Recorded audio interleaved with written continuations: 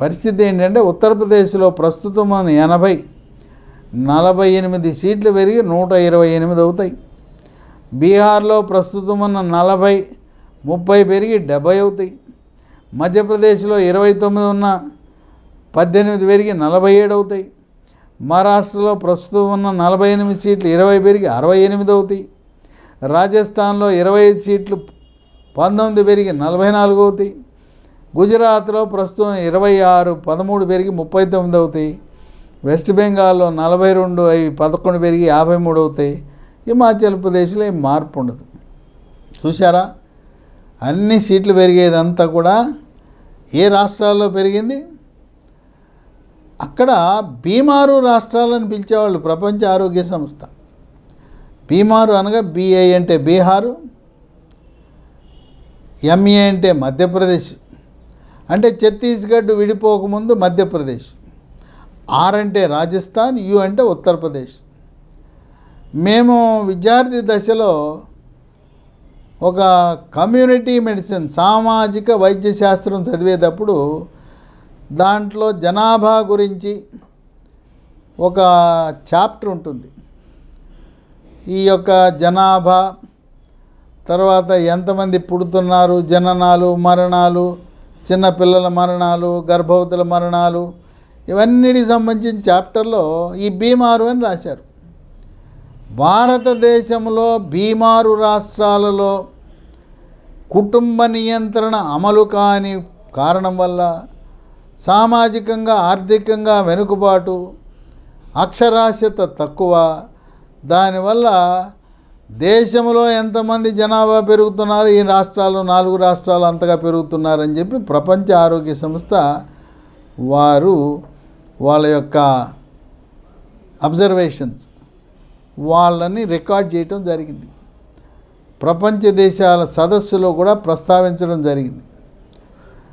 72 నుంచి కూడా దక్షిణాది రాష్ట్రాల్లో కుటుంబ నియంత్రణ సమర్థవంతంగా అమలు చేయటం వల్ల, ఈ దక్షిణాది రాష్ట్రాల్లో అక్షరాస్యత అధికంగా ఉండటం వల్ల పరిమిత సంతానం ఉంటే పిల్లల్ని బాగా చదివించుకోవచ్చు, వాళ్ళని ఇంజనీర్లు డాక్టర్లు చేయొచ్చు. కనుక మన సంపద 10 మంది ఉంటే వాళ్ళు పేదవాళ్ళుగా ఉండిపోతారు, మంచి విద్యను అందించలేమనే దృక్పథంతో దక్షిణాదిలో అప్పుడైతే ఇద్దరితో కుటుంబ నియంత్రణ ఆపరేషన్, ఇప్పుడైతే ఒకరితోనే చేయించేసుకున్నారు. ఇద్దరైతే ముద్దు, ఒకరైతే ముద్దు అంటున్నారు ఇప్పుడు. ఆ విధంగా కుటుంబ నియంత్రణ సమర్థవంతంగా కేంద్ర ప్రభుత్వ విధానము, ప్రపంచ ఆరోగ్య సంస్థ విధానం అమలు చేసిన దక్షిణాది రాష్ట్రాల పట్ల ఈరోజు జనాభా ప్రాతిపదికన లోక్సభ సీట్లు కేటాయిస్తే అదొక శాపంగా మారుతుంది. ఉత్తరాది దక్షిణాది రాష్ట్రాల మధ్య అభిప్రాయ భేదాలు వస్తాయి. అందువల్ల ఇప్పుడు 2 పద్ధతులు. ఒకటి, జనాభా ప్రాతిపదికన కాకుండా దామాషాలో పర్సంటేజ్, అంటే మనం పర్సంటేజ్ తీసుకుంటే 210 సీట్లలో దక్షిణాదిలో 15 కాదు 50 సీట్లు పెరగాలి. ఆ 50 సీట్లు 5 రాష్ట్రాలు. అప్పుడేమవుతుంది, ఆంధ్రప్రదేశ్లో జనాభా ప్రాతిపదికన అయితే 3 సీట్లు పెరుగుతాయి, దామాషా ప్రాతిపదికన అయితే 10 పెరిగి 35 అవుతాయి. తెలంగాణలో 17కి 3 పెరగాల్సి ఉంది జనాభా అయితే, కానీ దామాషా అయితే 6 పెరిగి 23 అవుతాయి. ఈ విధంగా న్యాయం జరుగుతుంది. ఇక లేదు, ఎందుకు వచ్చింది గందరగోళం, ఏదో నడిచిపోతూ ఉంది కదా. ఏం లోక్సభ సభ్యుడు ఇప్పుడు 7 నియోజకవర్గాలు, ఇంకా రాబోయే కాలంలో ఆంధ్ర తెలంగాణలో 9 నియోజకవర్గాలు. ఆయన అసలు ఎక్కడ తిరుగుతాడు? ప్రచారంలో కూడా, ఎన్నికల ప్రచారంలో కూడా అన్ని నియోజకవర్గాలు తిరిగే పరిస్థితి లేదు. ఉన్న మండల కేంద్రాలు కూడా తిరగలేని పరిస్థితి.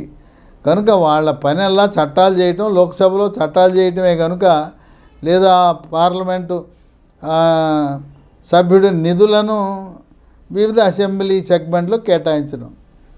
కనుక చంద్రబాబు నాయుడు ఉత్తరాది దక్షిణాది మధ్య అభిప్రాయ భేదాలు లేకుండా చంద్రబాబు నాయుడు సామరస్యంగా పరిష్కరించబోతా ఉన్నాడు. ఆనాడు ప్రధానమంత్రి వాజ్పేయి చంద్రబాబు నాయుడు ఏం చెప్తే తిన్నాడు. ఇప్పుడు కూడా ప్రధానమంత్రి మోదీ, అమిత్ షా, జేపీ నడ్డా, ఎన్డీఏ పెద్దలందరూ కూడా చంద్రబాబు నాయుడికి అంత విలువిస్తారు. ఆయన చేయబోయే ప్రతిపాదన ఒకటి, మీరు పెంచాలనుకుంటే పెంచండి, కానీ అది జనాభా ప్రాతిపదికన కాదు, తామాషా ప్రాతిపదికన పెంచాలంటారు. లేదు, ఎందుకు వచ్చిన గొడవ 545తో కొనసాగించేద్దాం. మళ్ళీ 2002లో వాజ్పేయి గారు ఎలా అయితే ఒక 25 ఏళ్ల పాటు ఫ్రీజ్, మనం వికసిత భారత్ అంటున్నాం కదా, 2047కి 100 ఏళ్ళు అవుతాయి కదా, అప్పుడు 100 ఏళ్ల నాటికి కనీసం ఉత్తర భారతదేశంలో జనాభా నియంత్రణ జరిగి సమతుల్యత వస్తే అప్పుడు చూసుకుందాం. 25 ఏళ్ల దాకా ఈ 545 కొనసాగిద్దామనే తీర్మానం వైసభల్లో చేసినా ఆశ్చర్యం లేదు. దీనికి అందరూ ఒప్పుకుంటారు. ఉన్నగా ఉంచుతాం, ఎందుకు తేనె తట్టు మీద రాయేయటం, కెలకటం, కెలికి ఉత్తరం దక్షిణం అని చెప్పి ఇప్పటికే ఈ స్టాన్లీ ఎవరు తమిళనాడు ముఖ్యమంత్రి, కేరళ ముఖ్యమంత్రి, వీళ్ళందరూ కూడా ఉత్తరాది దక్షిణాది అని చెప్పేసి ఏదో భారతీయ జనతా పార్టీ ఉత్తరాది పార్టీ అని ఈ విధంగా విమర్శలు వస్తున్న తరుణంలో వీళ్ళు చక్కగా కుటుంబ నియంత్రణ అమలు చేసినందుకు జనాభా తగ్గారు. తర్వాత జాతీయ స్థూల ఉత్పత్తిలో 5 దక్షిణాది రాష్ట్రాలు 35% స్థూల ఉత్పత్తికి వాళ్ళు తోడ్పడుతున్నారు.